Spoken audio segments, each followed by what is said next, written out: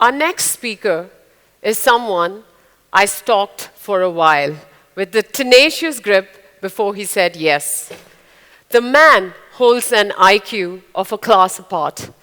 He is a magnet of experience that one can admire for different roles in his career. A man who holds the power of self-discovery and an author of Conquering the Chaos. En homme de confiance. In French means a man of confidence. So Mithun, please can you roll the intro? My virtual assistant seems to be sleeping. Sure. Rolling the intro. Thank you.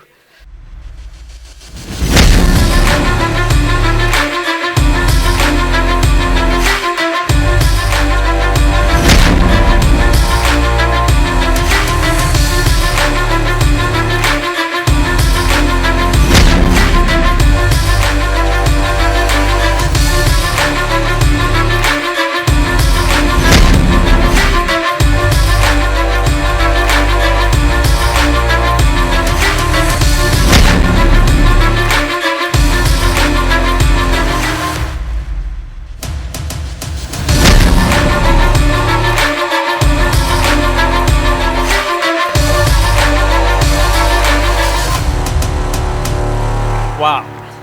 Thank you for that warm and exciting introduction, Vidya.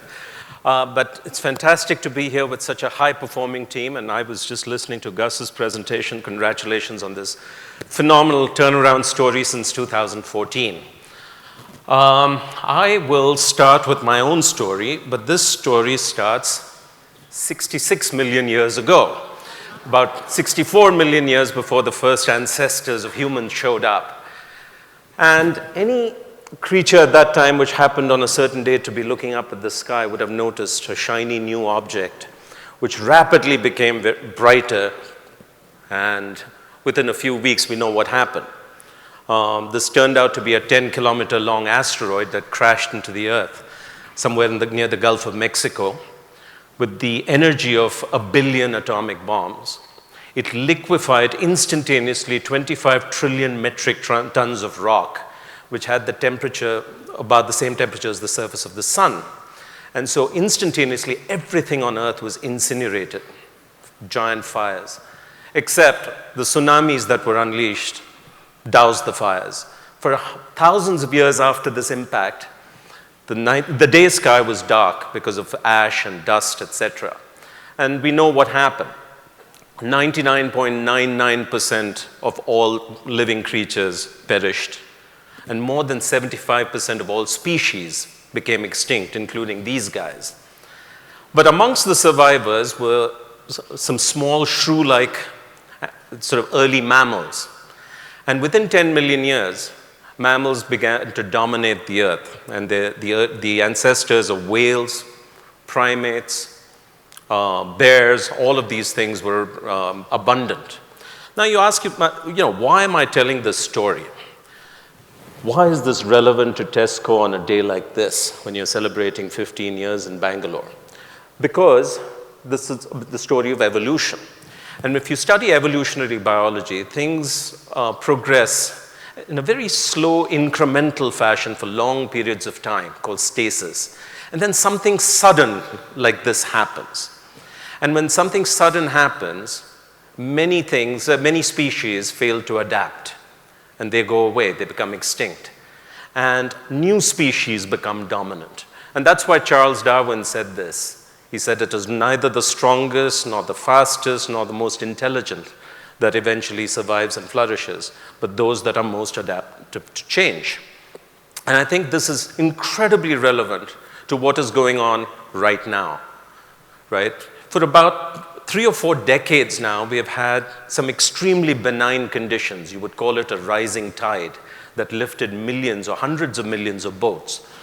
And this rising tide was driven by big forces, globalization, the rise of the internet, India opening up her economy. And it allowed very ordinary people, including myself, to suddenly thrive. And unfortunately, though, we're entering a period now of significant flux And in the famous words of Warren Buffett, when the tide goes out is when you see ... So, what's happening right now? There are at least three powerful trends which are coming together. And the first is we're simply living much, much, much longer. All of us know or have relatives who are now in their 80s or even 90s. And many of you, probably not me, will live to be 100. Now, a 100-year life has actually unimaginably different consequences. It's not just the extension from 60 to 80. Now, for more than 150 years, the life we have led sort of falls neatly into three stages. The first stage is when you learn, 0 to 20. Then you earn up till you're 60, and then you retire. Or at least this is how it is for most lucky professionals. Now, if you're going to live to be 100, things are very different. First of all, you're going to have to earn till you're at least 80. It's very hard to retire with the savings that you have at age 60, and pension funds, which are already struggling, certainly won't support a 100-year life. So you're going to have to earn till you're 80. Number two, you're going to want to be productive, busy, engaged till you're at least 80. Imagine retiring at 60 and living to be 100. 40 years on the golf course, on the beach. Even your grandchildren are going to be 50, okay? So you want to be busy and doing new things. But how many employers are going to want to hire a 75-year-old person? Not many. So what do you do? So this is going to pose significant challenges for many of us, right? So first of all, it means you have to stay current and refresh whatever you know. You have to learn and unlearn all the way till you're 80. Number two, you may have a job somewhere along the way, but quite often you're going to have to fend for yourself. So you're going to have to think about your life as a series of projects. Sometimes you're doing gig work. Often you're doing a portfolio of interesting things, some of which pay, some of which don't pay. Okay, so, and generally you're going to have to make many transitions. So this is one big change that is coming, and you can already see it. If you just are aware of it, you can see this happening. The second thing that's changing is the future of work, and all of you know this. We're all know that we're in the early stages of the fourth industrial revolution. And it's creating extraordinary opportunities, just limited by imagination. Provided you have hot skills, provided you're entrepreneurial, provided you're willing to take some risk, etc. But at the same time, it's creating lots of other challenges. Squeeze on formal sector jobs. One of the things I track very closely is employment.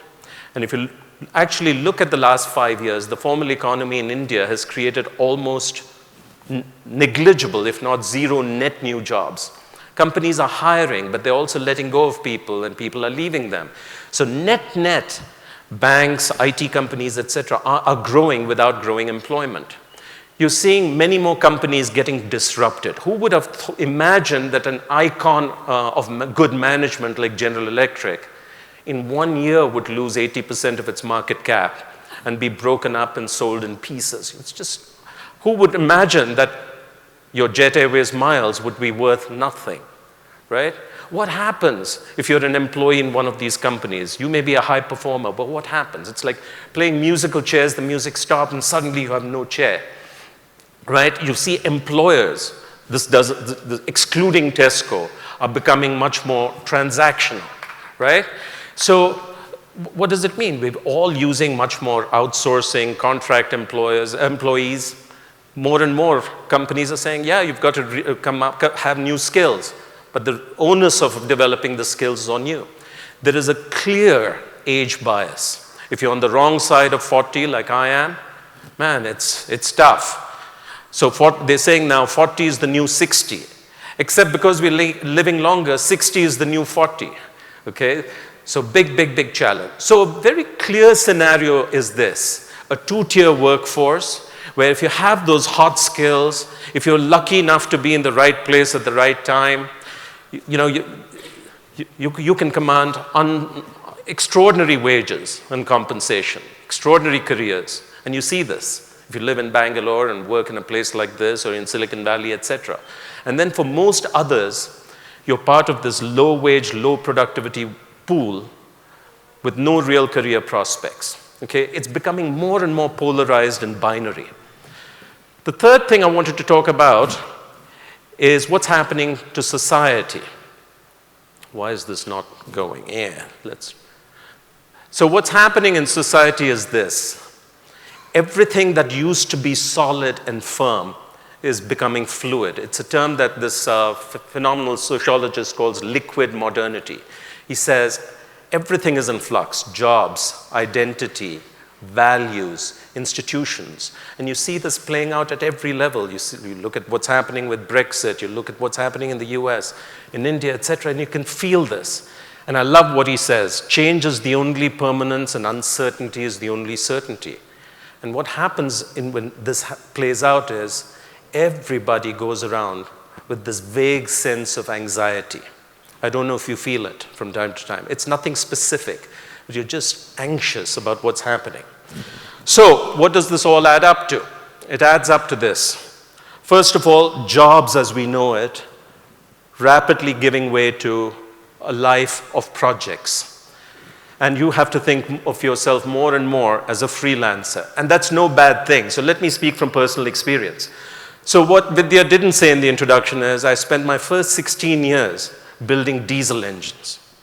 And then in 2003, I had an opportunity to join Microsoft and help build Microsoft in India. And I was excited, but I was terrified. Because all my friends, all my family, and good mentors like Nandan Nilekani said, don't do this, it's going to end badly. Okay? It's a harsh culture, you're not a techie, don't do this. Then I said, look, I'm 40 years old. When I turn 50, which will I regret more? That I had a chance to do this, but I was too scared? Or that I was sacked 2 years for incompetence, right? 2 years later for incompetence. I said, look, I'm going to go in there, but I'm not going to plan a career. I'm going to see myself as a consultant, and I'm doing this project, and who knows how long that project will take. In the event, it lasted 8 fantastic years. But then after that, it gave me confidence. I said in 2011, I will never again be an employee. Okay, after this, I'm done with working for a manager I don't like. I'm done with late night calls. I'm done with reviews and all these things. So I decided I'm going to be a freelancer. And I've done many, many interesting things since. It's incredibly liberating, but it takes a completely different mindset, which I'll get to. The second thing is the idea of a career. You know, my parents' generation, those of them who were lucky to have a job, it was like entering a tunnel from which you emerged 40 years later into retirement, okay? In my generation, you had to navigate about 3 tunnels, okay? In your career, what I think you're going to have to do is forget about these tunnels, which is a good thing. I think you're going to have to think of yourself more and more as an explorer. You want to go to this destination, you have a vague idea where it is, you have a GPS, your little backpack, but after that, it's going to be a wild adventure, and you have to relish that, okay? So you have to navigate many, many adventures, more experiments, and so forth. So generally, the future is going to reward people who have this explorer mindset, who are willing to take risk, willing to make things happen, learn, etc. And my basic message is this: whatever has made you successful so far, fantastic, but it may not be sufficient to allow you to continue to thrive. And most importantly, what I say is this: stop being a bit of driftwood carried along by the river. You have to be much more intentional about your life and your career, and think about it and make active choices. And today I'm going to talk about what that takes.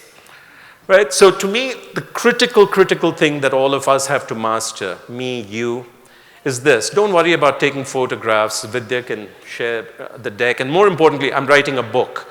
The book is coming out in January, and it's called What the Heck Do I Do With My Life? So, so don't take too many pictures. Buy the book. So to me, the critical skill for all of us is how do you learn to thrive on change and navigate all these uncertainties? And to my mind, it takes these things. First and foremost, it takes a very different mindset, which I call a success mindset. And today I will talk a bit about this, particularly the aspect called the growth mindset. Second, it takes a set of skills. And it's not just hard skills like Python or being a good UI UX designer or whatever. It is skills which are likely to be more and more valuable. If we come back 100 years from now, those skills are still relevant, if not more relevant. In particular, I want to talk about leadership as a core skill.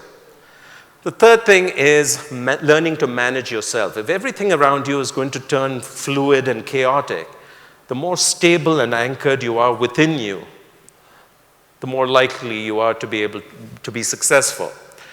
Then I want to talk about one or two success strategies, particularly how do you sort of attract opportunities to you? Stop chasing them. How do you attract them?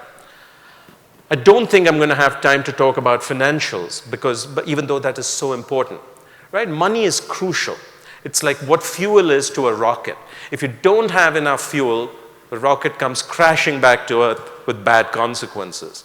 But if you pursue money too much, the rocket veers off course and you forget where you were going in the first place. So managing money is kind of important. Most of all, answering the question, why do I exist? What is my life to be about? And what is my definition of success? So today, given that we have how many minutes left? 25. I'm going to talk about just 4 or 5 of these bold things. And for the rest, you have to wait for the book or reach out to me on LinkedIn.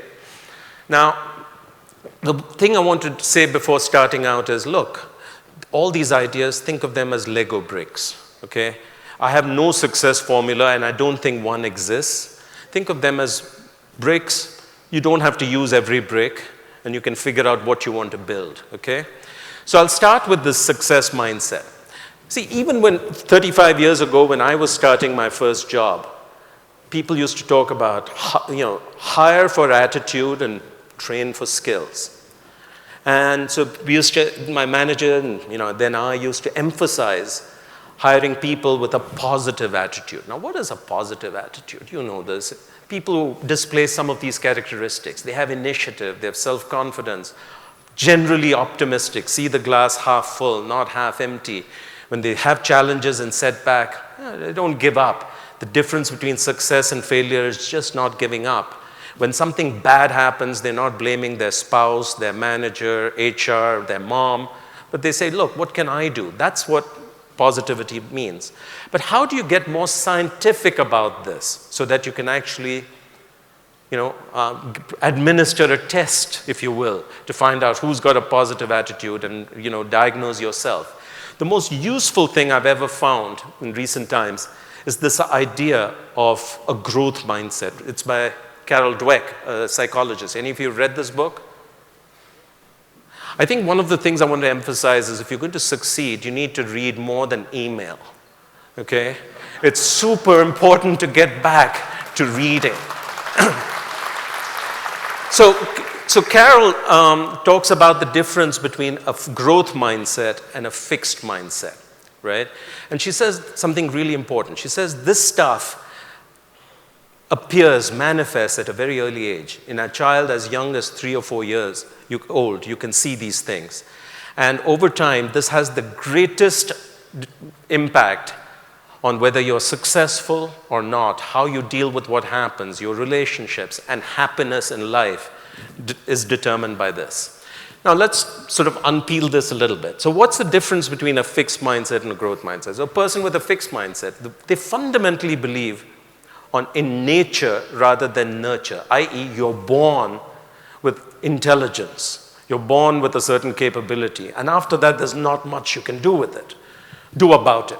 A growth mindset, a person with a growth mindset instead says, yeah, some things you're born with, but there's a lot you can just strengthen by sheer effort.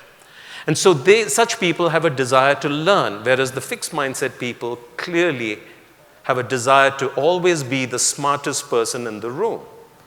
So, if you're the smartest person in the room, or you always want to be that, what do? You tend to avoid failure, which means what? You always play safe. You never take on challenges where you could fail.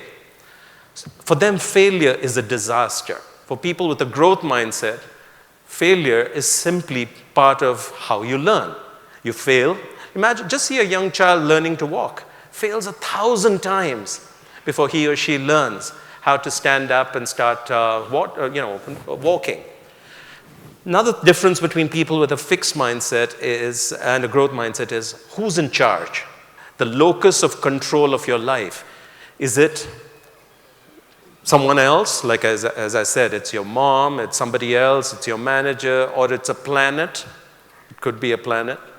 Or do you say that the locus of control in my life is within me? I can do a lot of things to change my life. So people with a fixed mindset, they think effort. It's for people who are less talented, less smart than I am. Whereas those of like me with a growth mindset, we say, look, talent is overrated. Effort is everything. I was, in every point in my life, I was never the smartest person in the room, contrary to whatever Vidya lied about in the introduction. Okay? Much of what I achieved was a combination of just effort and luck, truly. Now, feedback. How many of you are people managers? Quite a few, right? So, have you had employees who just hated getting feedback? Right? Whatever feedback you were given, however nicely you put it, felt like a deep personal attack. That's a fixed mindset. Whereas a person with a growth mindset says, oh, feedback is good. That's how I learn. That's how I grow. And finally, when you see somebody more successful, are you jealous? Are you threatened? Or are you inspired to copy and learn from them and emulate them? So the question is, look, honestly, when no one is looking, are you more on the left-hand side? Are you more on the right-hand side? If you're more on the left-hand side, life is going to get really tough. The good news is you can change, okay? It's like going to a gym. No matter how weak you are, if you start working out, gradually you get stronger and stronger, so you can move. In the last 10 years, I have actively worked on one aspect, which is becoming less pessimistic. Chronic pessimist. Glass is not just half empty, 80% empty. And all of us have worked for managers like me, okay? And it's absolutely no fun. And it's even worse to live with a person like that. So I just decided when I turned 40, I'd better change this. And it's possible. So this is one thing I want to talk about. The next thing I want to chat about is this idea of timeless skills. So people often ask me, particularly on LinkedIn, hey, should I take this course or that course? By all means, if you're interested in that, go learn it. Okay, and these hard skills are important because that's what you get hired for very often. But what I want to focus on are the timeless skills, and there are particularly three things. And first one is what World Economic Forum, in a report which I think is worth reading. Much of what they put out isn't, but this one is. And they talk about 21st century skills. In a world where AI and software is playing a bigger and bigger role, these are the things that make us more human and therefore are becoming more and more and more valuable. But that's not what I want to talk about. The second thing is learning agility. What is learning agility? HR people are beginning to use this a lot. It's the ability not just to learn new things. It's the ability when you're confronted by a situation which you've never experienced. What do? Do you freeze? Do you panic? Or do you actually embrace this? Okay? What do you do when you're overwhelmed by information and you can't process it? How do you actually make decisions? So learning agility is about knowing what to do when you don't know what to do. And again, this is something you can assess for. You can assess yourself. And it's incredibly important to strengthen it. How do you build learning agility? By repeatedly taking on new challenges. Every time you get comfortable and in your comfort zone, move out. Take on a fresh challenge, a big challenge, and see it through. If you look at my career, that's what I've done. This is long before I heard about learning agility. The things I've done moving from diesel engines to software to Infosys to Bank of Baroda, then starting my own things, now working with UNICEF. Just every time I do, at the cusp of success, instead of enjoying the fruit, I move on. And that's actually a very, very good thing. But the most important thing I want to talk about in terms of timeless skills is leadership, and in particular, leading by influence rather than authority. I think the biggest shortage, the biggest crisis in the planet today is the leadership gap. The gap between the challenges we face and our leadership capacity. And you see this playing out at every level. If you look at the planet, every one of the giant challenges we face, climate change, environmental degradation, mass extinction, all these things. We have the technology and solutions, we have the resources. What we lack is the leadership capacity to get people working together to solve them.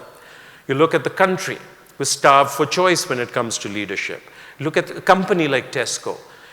You're not short of opportunities. Gus threw up a very nice slide where in spite of your size, there's so much more. What is limiting a company's growth is actually leadership capacity at every level. But very often we have a mistaken view of what leadership is. We confuse it with people at senior roles with formal authority. And mostly in my experiences, people in formal roles with authority, whether it's in politics, in government, or in companies, they're not leaders. They're anything but leaders. They're managers and bureaucrats. Leadership is something very different. It has nothing to do with formal authority. It has everything to do with how you act. And the sort of best example of that is Gandhiji, who managed to move a country of 450 million people with no authority.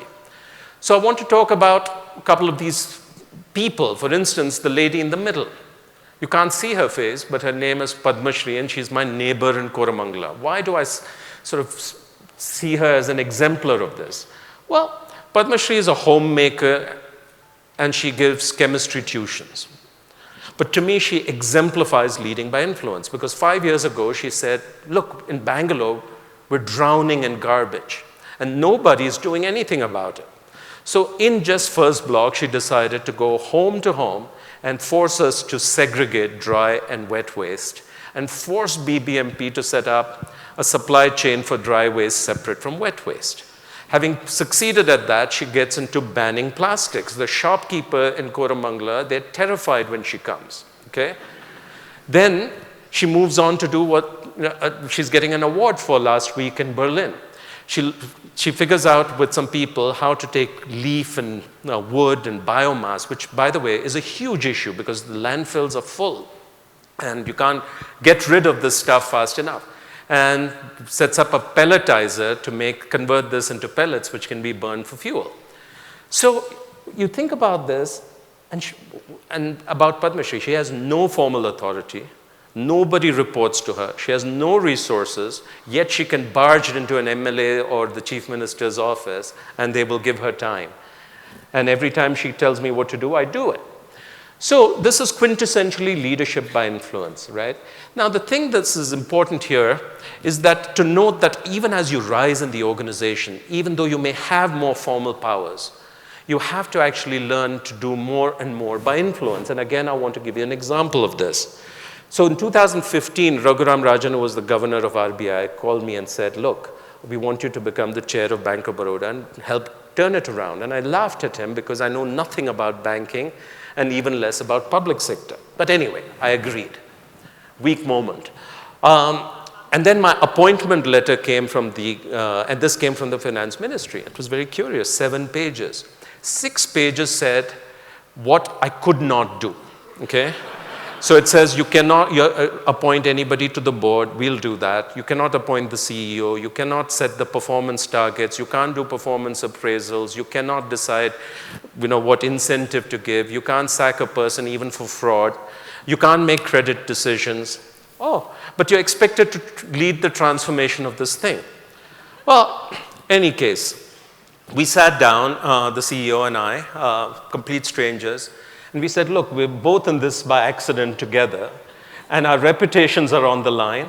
So 3 years from now, what do we want success to look like? And by the way, by 2018 August, we'd achieved it. Why do I give this example? Because more and more, what is happening in the world is authority structures are breaking down. If you look at millennials, I looked at your attrition rate. People no longer respect authority. They're not willing to put up with nonsense, right?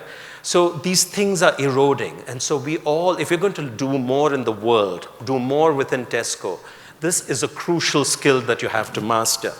In the interest of time, I'm not going to talk about it, what it takes, but it takes some of these things. Most of all, it takes passion. You have to figure out what you're passionate about and go do it, because that passion is contagious. It's why people will follow you. A second crucial element, the currency of followership, is trust. You know, we all know people who are above us who you don't trust. Why is that? It's because 99% of the time they're selfish. They're more all about themselves and less about the mission. And we, as human beings, have a sixth sense for this.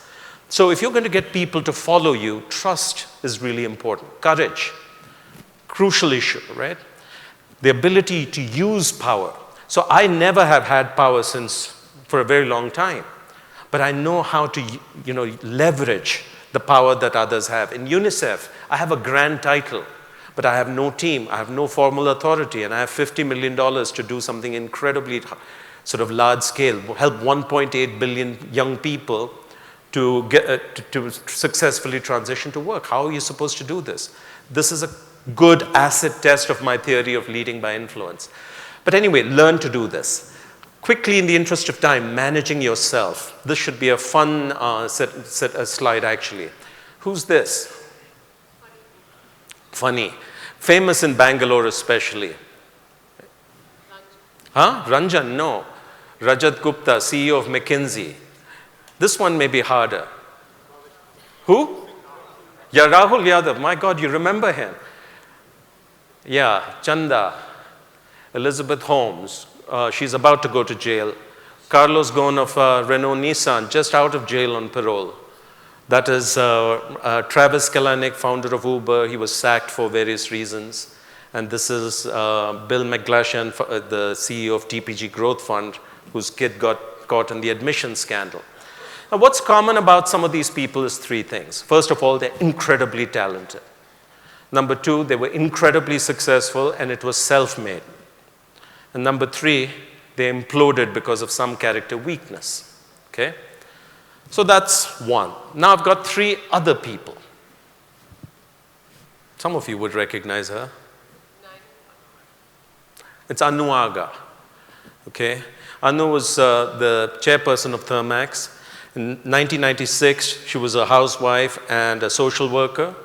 Her husband died, and the company was thrown into turmoil, and she became the chairman reluctantly and helped transform Thermax. I was on the board for that period.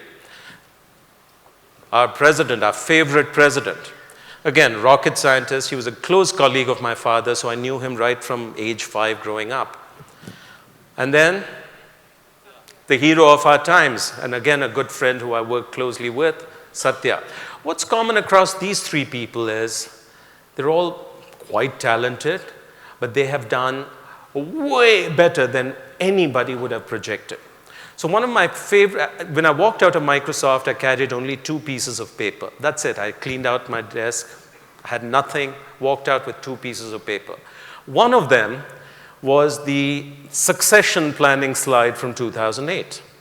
And it had Ravi, ready now successor, Satya Nadella. And I thought it was worth preserving. So by 2014, he wasn't succeeding me, he was succeeding Steve Ballmer. And by 2019, he's celebrated as one of the most extraordinary CEOs. What is it about Satya? It's not just that he's bright and smart and so forth. There are plenty of such people. It is his character. So character is the ultimate competitive advantage or disadvantage. So character is who you are and how you conduct yourself. Now what's interesting is, from the beginning of time till about the early 20th century, the world used to talk about and celebrate character. A philosopher was not somebody who wrote books and studied philosophy.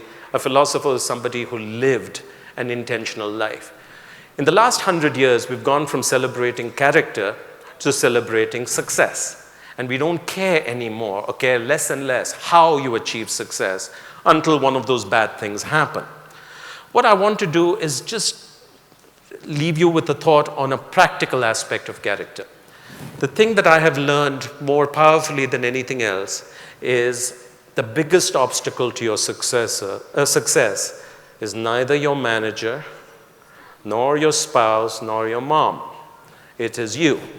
And if you're going to reach your potential, each of us has to learn to get out of our own way, which means examining and overcoming the weakness in character. So what is that balloon doing out there? About 10 years ago, I had a mentor who gave me a metaphor. He said, think of your life as this helium balloon. You have this incredible potential. You could rise to 60, 80,000 feet. But you see, it's actually hovering around the ground. Why? Sorry? No, it's tied down. It's got ropes holding it down. And those ropes are our character weaknesses. And if you can't find a way to cut those ropes or throw them off, you will never rise. So systematically understanding what are your weaknesses that are holding you down is really important. So, I'll speak very transparently. I found I had a whole bunch of ropes in the beginning, but even till quite lately, one of my ropes was insecurity. I cared too much about what other people thought of me. The reality is no one's thinking of me. They're thinking about themselves, okay? But I used to worry about how will others see me? And that prevents me from doing what I really want to do, okay? Or lack of discipline. I'm also a phone junkie, an internet junkie, an email junkie. Just tick, tick, tick, tick, tick. Concentration, big weakness. So, but we know these things. So if I ask you, what are your weaknesses? Within 5 minutes, if you're honest, you'll come up with it. But we seem powerless, strangely, to do anything about it. Why? Because you're not in control of your life. Your mind is, or rather your monkey mind. And so you have to learn to control your monkey mind if you're going to do anything. And for that, there's a whole set of techniques, but read the book. Now, the thing I want to talk about is just one of the strategies for success. How do you get to a point where opportunities are chasing you rather than you are desperately on websites applying for jobs? Okay? And so I use this example of a mouse. Right now we have this rodent infestation in our house in Koramangala, probably because of the garbage around us. But we've taken out 6 mice in 3 days, or I have.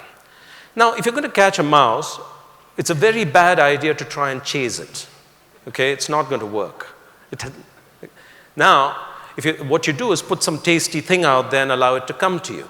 That's the strategy for career and job success. You want opportunities to come to you rather than you have to hunt them down. How do you do that? Very simple. Become indispensable. Be exceptional. Right? If you can do that, wow, it's easy. How do you do this? Well, one of the ways you do it is by being excellent and leaving a legacy. This is a really important idea. All my life I've been frustrated as a manager by people who simply move, they're on this treadmill and they exist from day to day, quarter to quarter, year to year.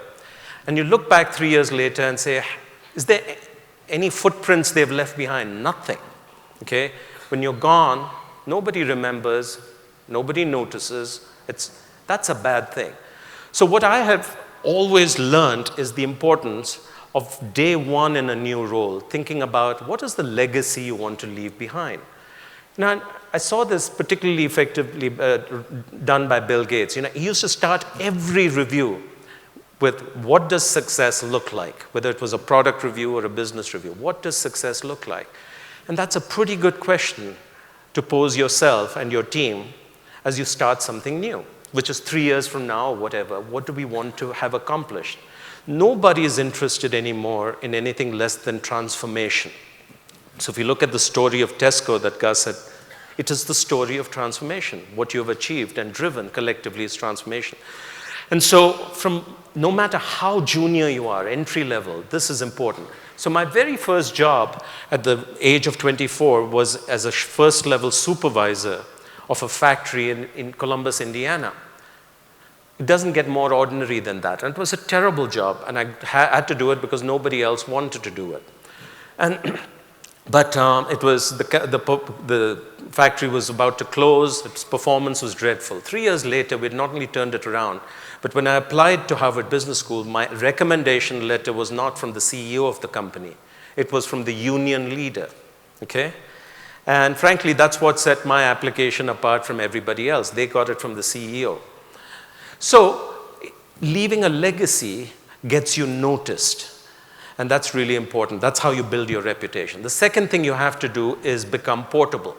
How many of you travel routinely to the UK or some other part of the world for pleasure or business? Many of you, I would imagine. Yeah? Why? Why can you do that? Well, because you have identity. You have your DL, you have your passport, you have one or more credit cards, so financially you can move around, and you have your cell phone. With these three things, you can be anywhere. What is the equivalent of this portability in a career sense? Right? You have to think about that. Well, one part of it is reputation. But that includes what sort of a brand you're building around yourself. Okay, if nobody knows you, it's going to be very hard for people to find you. And so how do you get noticed in a positive way instead of being self-promoting? A lot of it has to do with beginning to demonstrate thought leadership around the issues that you care about. It could be technical, it could be, life, but you need to be seen. Your voice needs to be heard and you need to be seen. The second is mentors. If I've ever achieved anything in my life, it's because I was incredibly fortunate at every stage, even now, in having mentors who opened opportunities and access to things that I could only dream about. Do you have effective mentors? And finally, a network. And a network is not just a random set of people on Facebook or LinkedIn. It's people you know who you can call and who will respond to your email. And they're not all the same type, a very open network. You have to consciously build these things. I begin to wrap up now. I want to emphasize this. Look, I've talked about jobs, careers, and so forth, but I want to now end by saying it's not just about that. A career is actually a tiny subset of your life. And what's important is that we do something with it. This is one of my favorite quotes. It's how newly freed slaves used to greet each other after the Civil War, during the emancipation. What will you do with your freedom? And when I ask somebody that, they look at me like I've gone crazy. Okay? What will you do with your freedom? What will you do with your life? Most of us spend almost no time thinking about it till it's too late. And then you look back and there's this sense of regret. You don't want to be there. This is a photograph of, or a picture of one of the most extraordinary phenomena in nature, right? It's called metamorphosis. And what is interesting about this is a pupa, which is that thing in the middle, is not just a bigger, faster, smarter caterpillar, nor is the butterfly anything like the pupa. Each is distinctly different.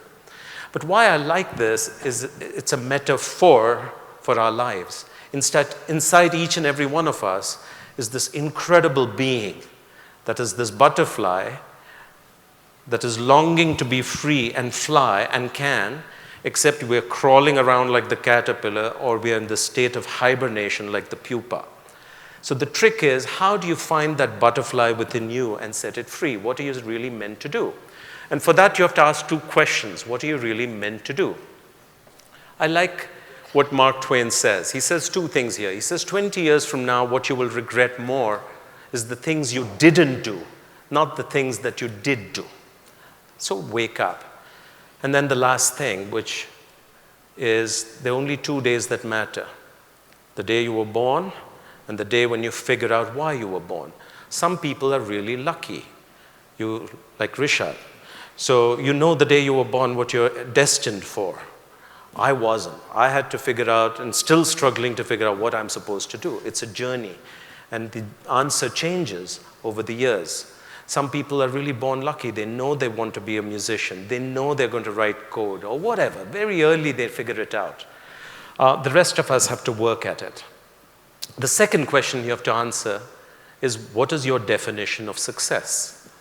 Most of us are living somebody else's life because of conditioning. And the thing about success is it's very peculiar. I found that there's a big difference between these three things. Most people I know, they spend their whole life trying to be seen as successful. And you do that in various ways, by being smart, by some achievement, by the brands you wear, the car you drive, etc. very few people are actually successful. And even fewer actually feel successful. Okay? So there's this big distinction. Why? Well, one of the things that I like reading is Marcus Aurelius. He's a Roman emperor, and he says there's the fundamental paradox of human beings is we love ourselves more than anyone else, more than our child, our mother, father, whatever. But we care more about the opinion of some random stranger more than our own opinion. Wow. So stop caring so much about what others think. And as Eleanor Roosevelt says, if you realize how little they actually think about you, you would be liberated in an instant. And so what I've learned is the wisdom of the last Swami Ramakrishna's advice to Vivekananda. He says, listen, stop thinking about success because it's decided by other people. Start focusing instead on satisfaction. So let me pause here because it says time's up and there's an exclamation mark. So I'm rapidly outstaying my welcome. But look, what I want to emphasize is each of us has extraordinary potential regardless of what your man may tell you. So don't waste your life. And these times, these volatile times are also extraordinary. About a year ago, Ratan Tata was in town and I was just eavesdropping on some conversation with a reporter. He says, Mr. Tata, do you have any regrets? And I thought, what regret can Ratan have? Yeah? He's had a pretty good life. But he was honest. He said, I have only one regret. And the regret is that I was born too soon. I wish I were young today. Okay? And so you're living actually in the most extraordinary of times. Make the most of it. Thank you.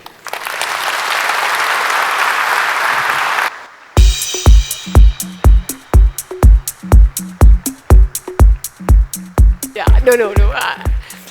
Ravi, like always, I enjoy listening to you, and you know that. Have a lot of learnings, but I won't be summarizing it because I want each one of you to read his book. Thank you. That was the main message.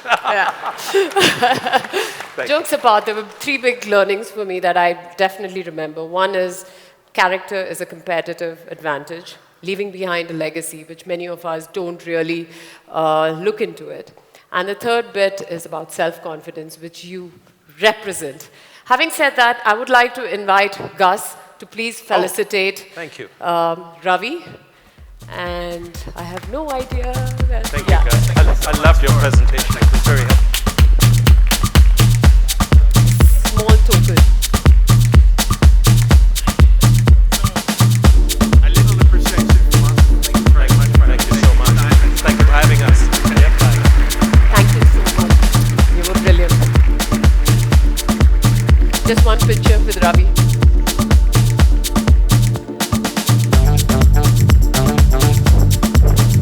And I'm going to photobomb.